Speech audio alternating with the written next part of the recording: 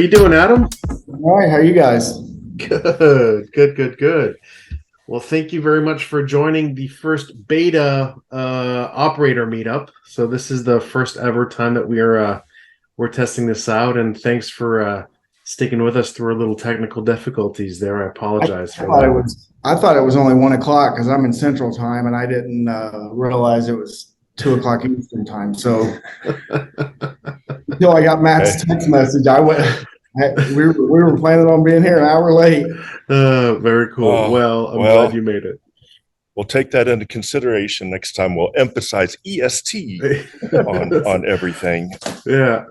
We had other people that wanted to join us, but we aren't able to get a hold of them to give them the new link. Right. So it might just be us three today, and to be honest, it's not a bad start because we're just starting this off. We haven't really launched the JETforce yet. We're still in early days of making sure that this is something that's going to stake, and we're in the process of testing out these new tools, such as these events. And I think that this is probably going to be one of the best tools that we have, is getting all the operators together to kind of share information and find out what everybody's doing.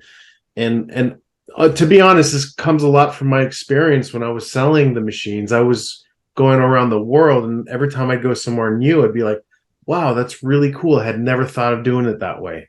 And I thought, if we all get on the call and we say, this is the kind of stuff that I'm doing, and we can all like elevate our game globally by creating this network. So maybe we kind of go around, and Matt and Adam and you guys can introduce yourselves and tell us a little bit about what you guys do, and then we'll kind of talk about, I think today we're going to talk about uncoated papers.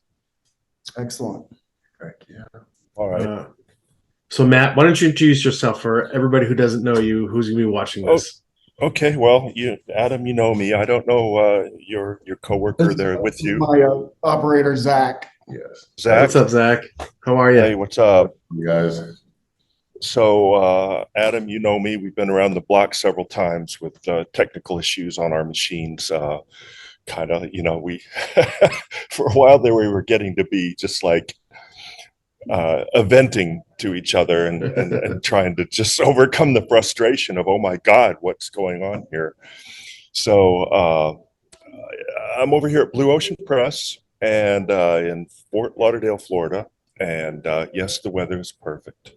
So there's that. I run the MGI. It's behind me. I do design work. I'm pretty good with the network. I'm pretty good with developing the files, layers, the correct PDF format, all that stuff. Working with the RIP, getting all the information to the machine, and then figuring out the variables and all of the aspects of the job, like what type of stock we're running it on, what type of stock we should be running it on but aren't, and what kind of issues those bring to the whole process. So Matt, real quick question: how long have you been an operator, and what machine are you running? The JV3DS.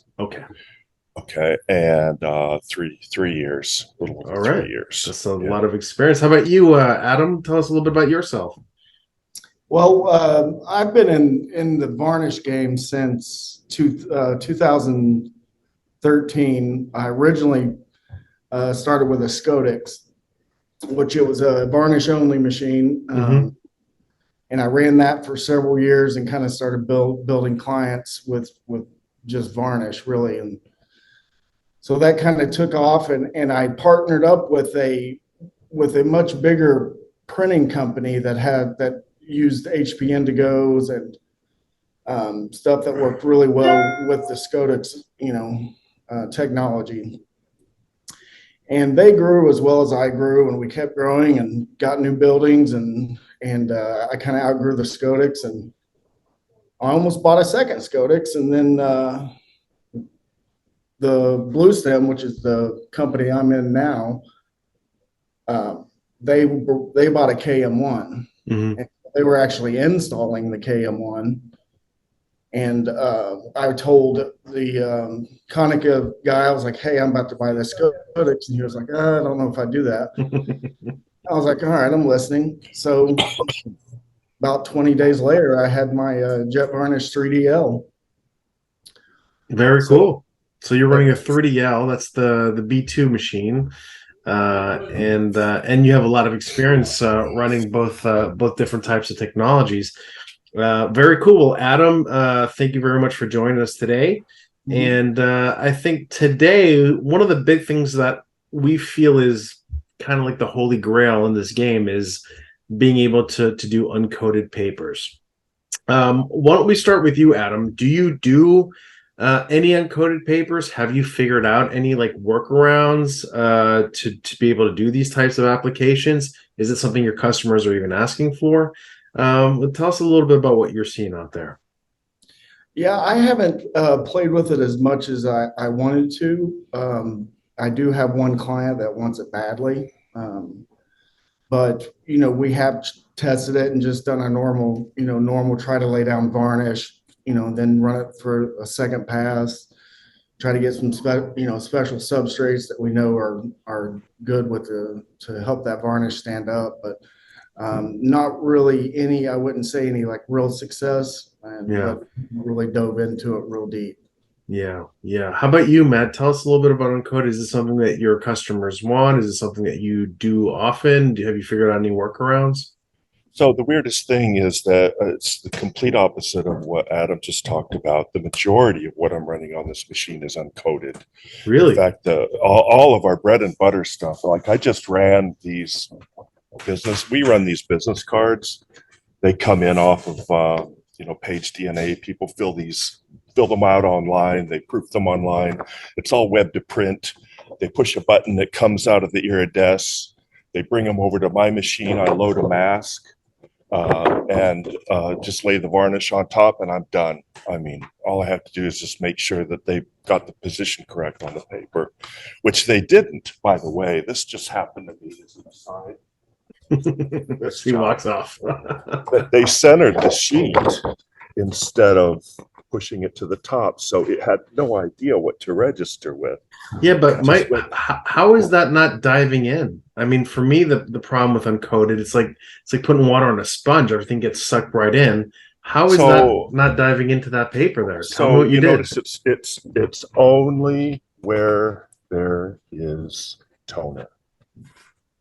And it's only where there's toner that's going to be probably in the 60 to 100% range. So I'm not going to try to put it on anything that's lower than 60% coverage, like a lighter color, a pastel, that type of thing. And if you can see that close enough, you can see that logo, it almost looks kind of like there's less of it on the white part. Is that really uncoated material? You're able to get Yes. that finish by just doing a barrier with toner? Yeah. Is that So only where, one pass? yeah, that's one pass. And where it's laying on the white, you can see that it kind of dents in because some of it soaked into the paper there. There was no toner to hold it back. Now flip it around. Let me see the back. Did it bleed through to the other side? Oh, Absolutely not. So this stock in particular is 100-pound accent opaque cover, super smooth, HP Indigo certified, but it's not coated. So we run this stuff all the time. It only works for these small, thin areas. If yeah. you So try to put it on a, what are the limitations? Yeah. What are your limitations? yeah, so if you try to put it on a larger area, it just looks like crap. It's all bumpy and dimpled. It just doesn't look good whatsoever. But for these really small areas like that, it works really well. So they've actually started, because they're like, oh, you're good at this, you can figure it out. They've started using this paper for larger coverage. And I'm like, well, you guys, that's not supposed to happen. And they're like, make it happen. And I'm like, okay, it's going to cost you 2 passes at least. Okay. So one of the last videos that I put up, it was one of the Matt's Minutes. I don't know if you saw it, Adam. It was like, well, you just run it through twice. You have to. You do 2 passes of 43 microns, or 2 passes of 50 whatever microns. Just keep it in that upper range, because on that first pass, most of it is going to appear as if it soaks into the sheet.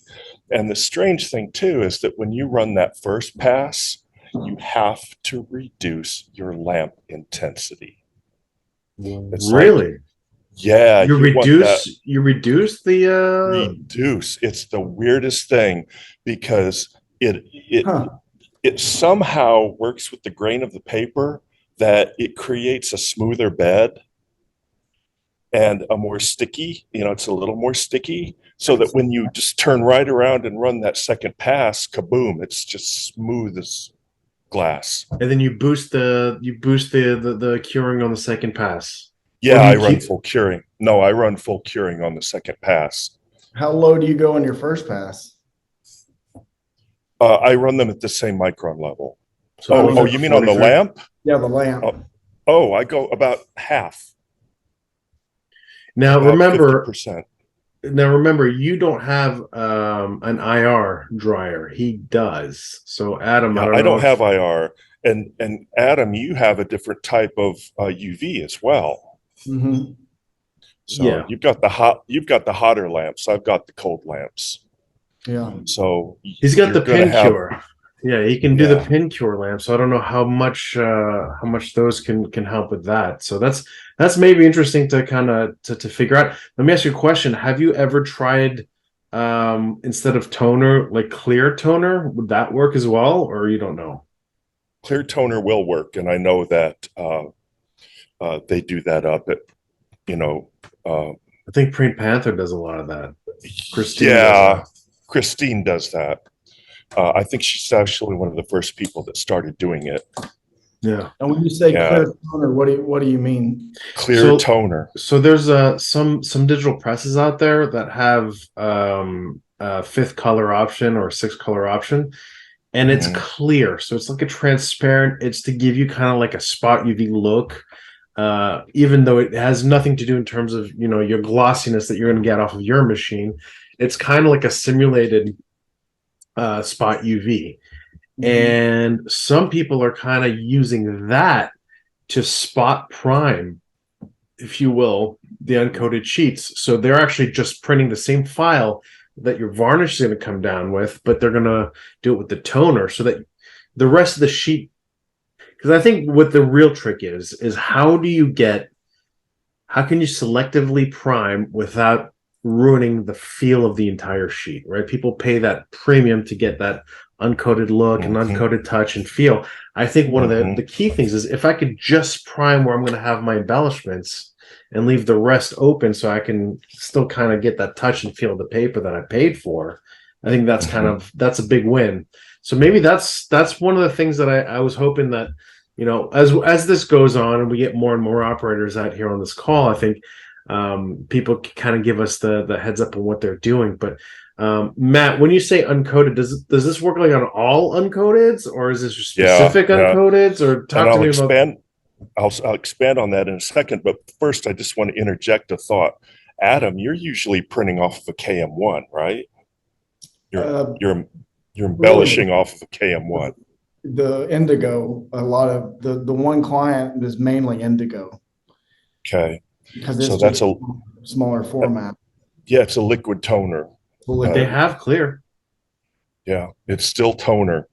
So the issue here is that, like, when you're running a Xerox Irides or a Xerox iGen or even the Versant 180, which we have sitting over there on the floor and do use it for smaller jobs, um, there's not the iGen has that toner, that fuser oil that goes over the toner, but the rest of the machines have that kind of emulsified in with the toner grains itself.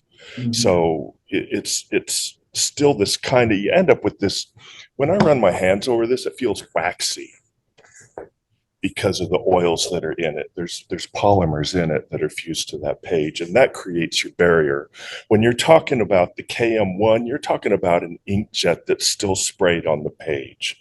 Now it's set with UV light, so it may create more of a barrier, but you're not going to have such a profound effect coming off the KM1 as a barrier like this. I mean, So this so this ink feel technology does matters. Okay. this almost feels like it's laminated, uh, when I run my finger over these different parts, toner or no toner. Yeah. So the rest of the stocks, we've experimented with quite a few. I'm sitting here looking at this cheap offset parchment, Yeah. and that's And that foil. doesn't dive through. I mean, like on the back of that sheet, you're fine. Oh, Slightly yeah. right there. And you, Slightly. and you got to be careful with that because that's uncured varnish. So that's stuff that you got to keep an eye out for. If it's diving Yeah. through, you don't want like kids licking that or anything like that. Yeah, it eventually does cure over Right. time. So you've got that. And then with enough time, everything will cure. Yeah. Yeah. And then that's awesome. varnished as well. That's tough. But these are 2 passes. So the first pass doesn't lay much down. It just lays a bed down. Yeah. And then the second pass, I bump it up really well and then lay So here's a crazy idea. on top. What about doing like a C1S and coating onto the uncoated side and having the coating on the back act as the barrier to stop the bleed through? Do you think that would work? Yeah, you could do that. I don't know why you wouldn't want to do the coated side in the first place anyway, because that's usually the prime real estate. Because I'll tell you what, like right now, everything in the greetings industry is really 100% uncoated. So if you want to do like cards, if you want to do like wedding invitations, everybody loves that uncoated look. And now I've been talking to different brands, and from an ecological perspective, they're switching to uncoateds for their packaging too. So now the question is, if the brands are switching to this, just because it feels more green, even though it's the same more or less paper, having that uncoated or recycled look, if you will, on their packaging is something that I see more and more brands starting to ask. So I think this is definitely going to be an important topic for us to be able to overcome. So check this out. Look at this stock. This is your standard laid texture. See that? Wow. Yeah. It's your standard offset laid.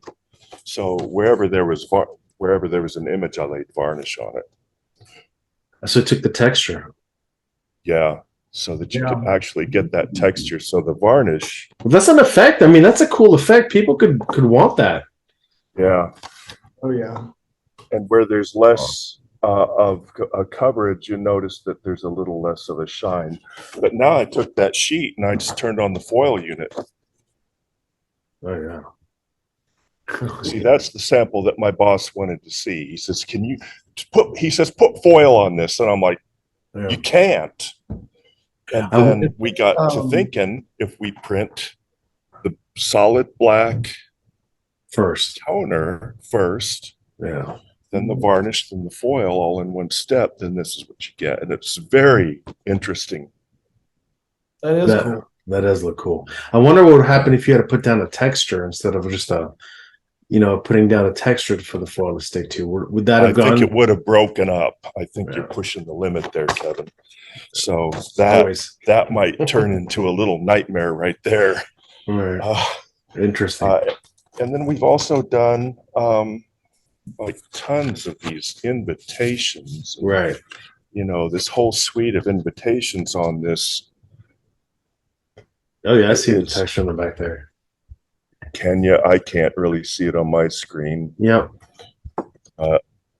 That's 2 passes as well. That's actually really good stuff. That's tough to do. Tell me something. Some papers out there look and feel uncoated, but actually are coated. Mm-hmm. And Adam, have you played with any of those types of papers? Like I know there's a GPA sells. It's an Italian paper called Fedrigoni Soho Touch Class, and that was built for the olive oil industry, so that if you spilled olive oil, it wouldn't get absorbed into the paper. So they put repellents inside the pulp, and it works really well with the JETvarnish. Have you played with those at all, or no? Yeah. That exact paper is by far the easiest one to work with. Yeah. Your first pass is not going to be like it would be on a soft touch laminate or anything like that, but it's sellable.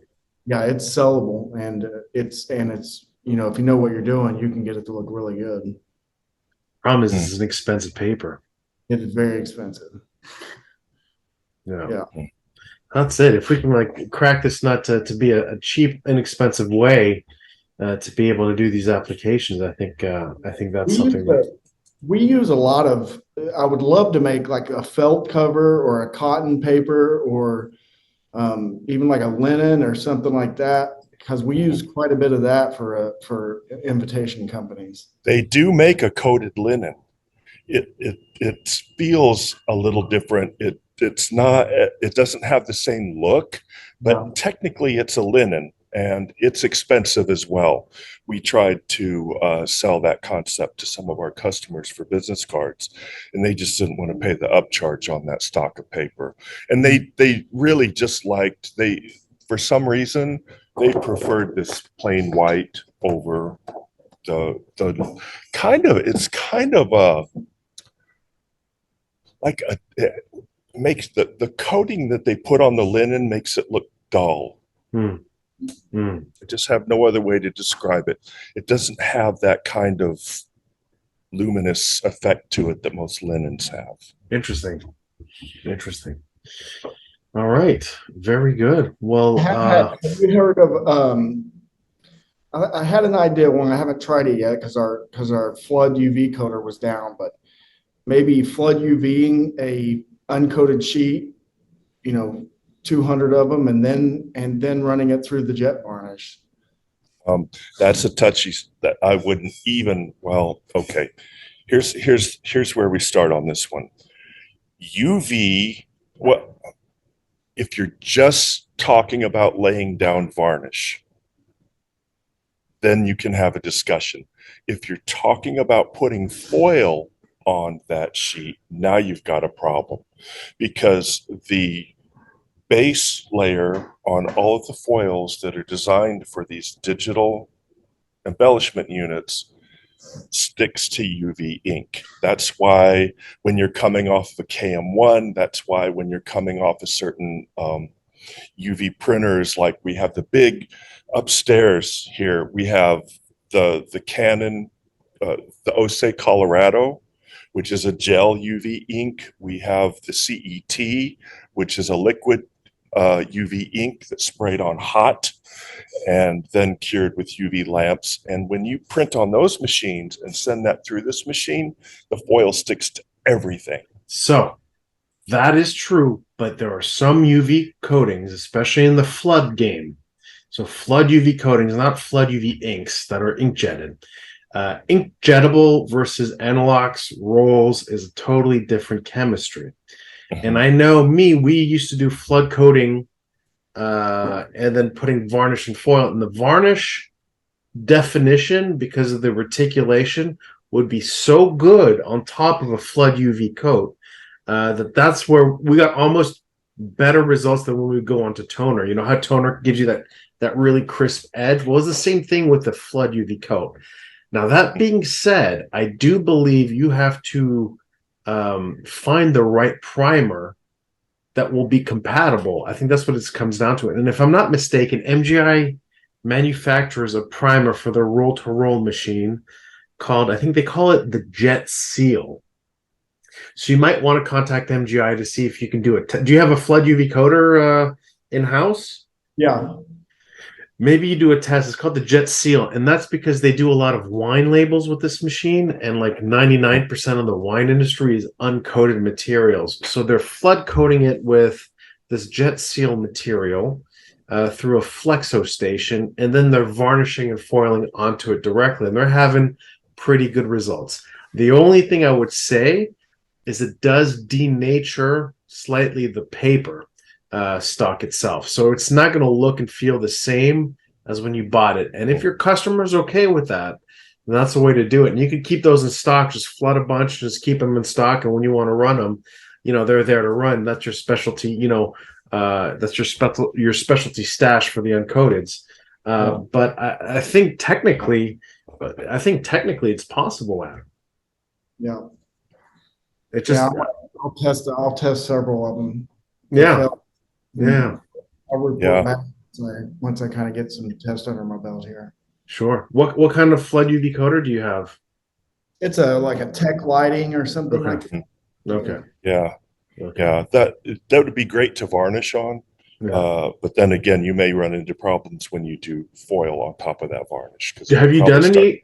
Have you done any of that yet? Like flood UV coated something on that machine and then put it through your jet varnish? Yeah, it works incredible. It looks yeah. So, And like I said, it depends if it's been ink jetted ink versus flood varnish. It's two totally different components, and a lot of the stuff that you see in the inkjet stuff is what the foil will adhere to. So yeah, I love it that look. works really well off the indigo. Then we flood UV coat it, and then you can choose to varnish or foil. The foil won't stick to the Right to the ink.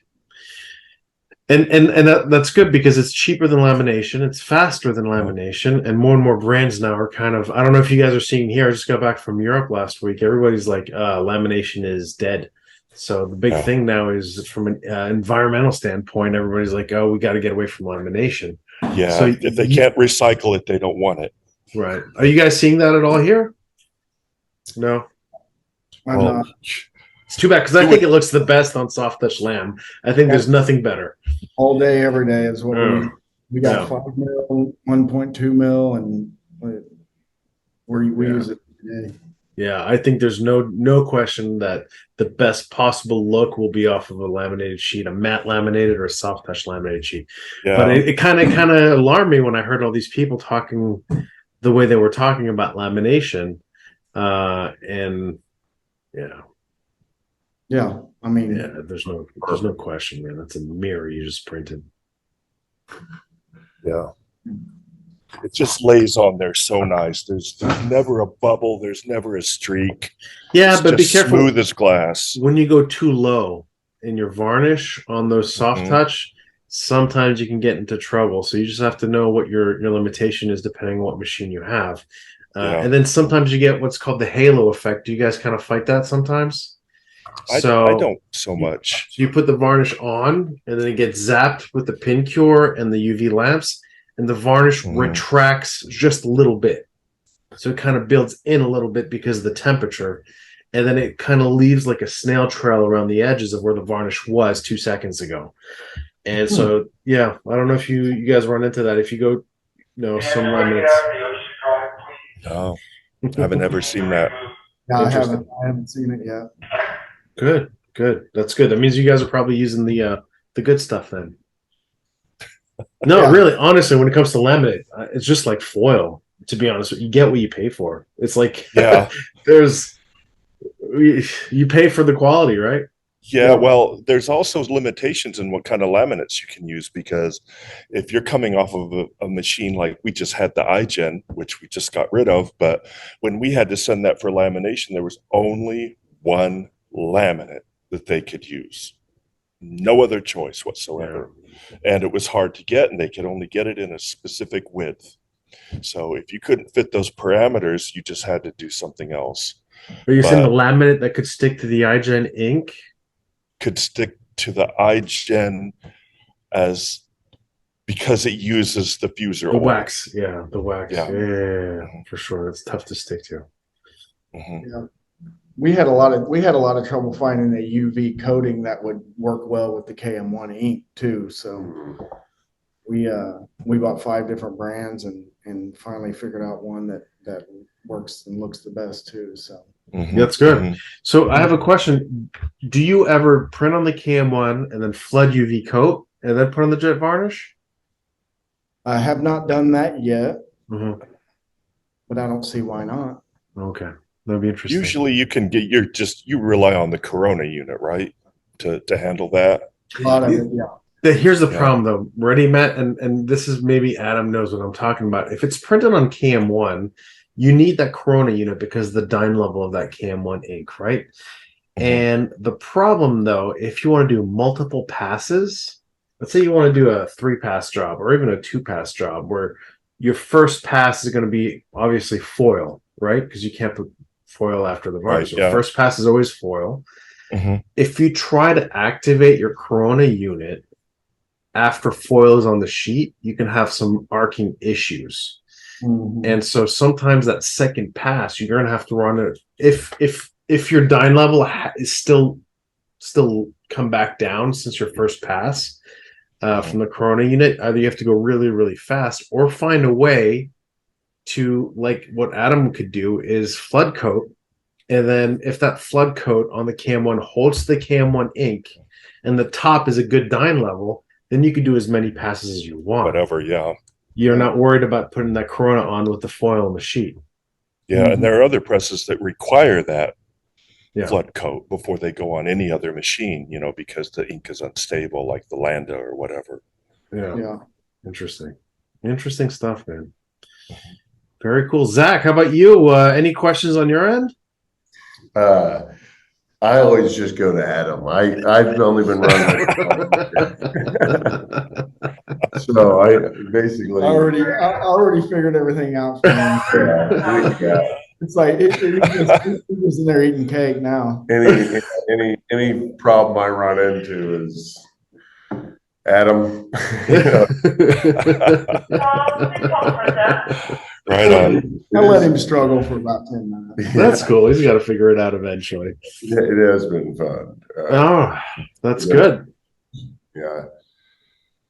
All right. Yeah, I like that stuff. Like you guys were saying, that I remember one time, the first time that the foil unit stuck to the KM1 ink? The indigo ink. Oh, the indigo ink. I was like, what the heck have I done? Yeah. Yeah. So a lot of that was probably due to the temperature or the type of foil you're using. And sometimes you get that dusty, looks like a gold dust on the background that's picking up on a certain color specifically. I just I'm went glad through I'm all here. of that. I'm learning this from you guys. You guys probably won't learn much from me, but No, we're all just going to did, learn from each other. yeah. We just did musical machines over here. We had the iGen. They took it out. They said, oh, let's just put in a 4100 Versant. Big mistake. Changed everything over here. Nothing worked the way it was. I had to completely rearrange all the settings on any job that was coming through as a regular. I'm like, wow, totally different settings to make the foil stick or whatever. I was using the lamps at half. To get so that it was more of a sticky base, so to get the foil to stick. I didn't have to do any of that with the iGen. So then they just got rid of the 4100 and now they put in the Iridescent, and I got to figure it out all again. And you don't have a Corona, right? Nope. Yeah, so I do not have that luxury. You're working with like one arm behind your back in this case. Yep. Yeah. Not all the varnishes.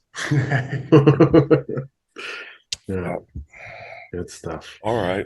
All right. Well, gentlemen, thank you so much for your time today. I know that we went over a little bit, but I do appreciate you guys showing up. And listen, we're just starting off this new community. If you guys have questions, put them up there. Hopefully somebody will answer. We're hopefully going to launch this officially towards the end of the month. And we're going to have regular meetings like this. And if you like, if we want to do more, we could do more, if one a month or more, but there's something for everybody on the JETforce. And if you have a topic you want covered, just email us, text us, we'll set it up and we'll use that topic and move forward on it. Yeah. All right, guys. Thanks again for everything. Excellent.